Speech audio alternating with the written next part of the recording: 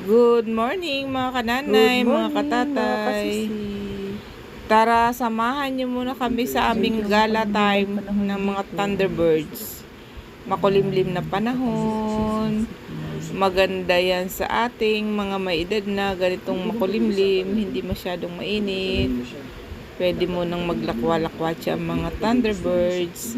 Yung mga senior, katulad ko, malapit na mag-senior, ingatan natin ang ating mga katawan. Baka tayo ma-heat stroke sa paglusob ng lusob sa arawan.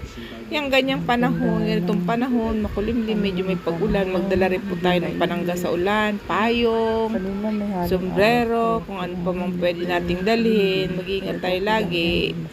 Dito muna kami naglakwatsa.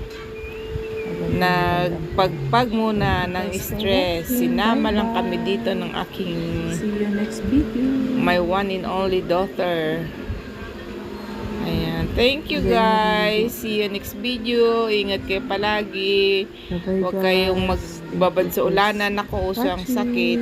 Bye. See you next video. Bye bye. Peace.